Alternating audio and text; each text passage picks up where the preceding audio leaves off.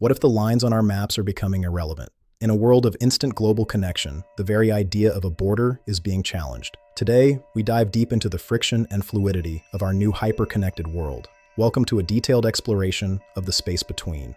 For centuries, borders were solid things, defined by mountains, rivers, and walls. They offered psychological comfort and a sense of order.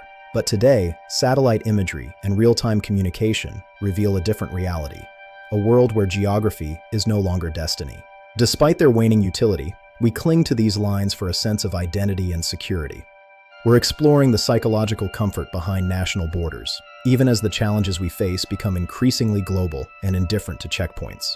In the digital realm, new invisible lines are appearing. Data privacy laws and firewalls are carving up the internet, creating data domains that fragment our shared digital experience into localized, regulated zones. The internet, once a borderless frontier, is being colonized. Amidst this fragmentation, online communities transcend geography. We are witnessing the birth of digital citizenship, where belonging is defined by shared interests and values, not by the passport in your pocket. Identity is becoming as fluid as the data we transmit. Yet, online communities transcend geography, fostering digital citizenship, where belonging is defined by shared values, not physical proximity. This is a radical redefinition of what it means to belong to a community. From gaming communities to open-source developer networks, these digital tribes foster deep connections that often outweigh physical proximity. They are the new architects of global identity, building bridges across oceans in the time it takes to send a message. Traditional sovereignty is eroding. Global challenges like climate change, pandemics, and cyber attacks do not stop at checkpoints.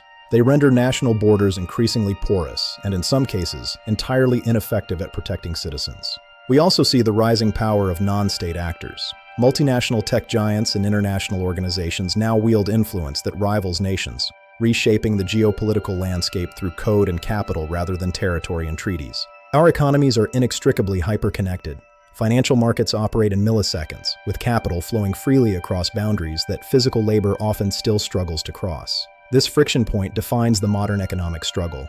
Disruptors like AI and blockchain are accelerating this shift, creating new forms of decentralized economic interaction that further blur the lines of traditional market borders and central bank control, making physical location less relevant to economic success. Nations like Estonia have pioneered digital residency, allowing anyone in the world to start a business in the EU without ever physically stepping foot in the country.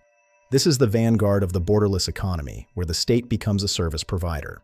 Scientific and space exploration projects demonstrate our potential for borderless collaboration, where national interests are secondary to the shared pursuit of knowledge. It proves that we can work together when the stakes are high enough. To address these realities, we need new frameworks for governance.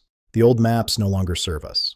We face a governance gap that requires a radical reimagining of how we organize ourselves globally to manage shared resources and risks. This isn't just about erasing lines, it's about re-imaging our shared spaces. A truly borderless world isn't chaos. It's a new kind of complex, interconnected order based on cooperation, transparency, and shared humanity. How will you participate in redefining this space? The future is not about where we are divided, but how we connect. Join us as we reimagine our world in the space between us.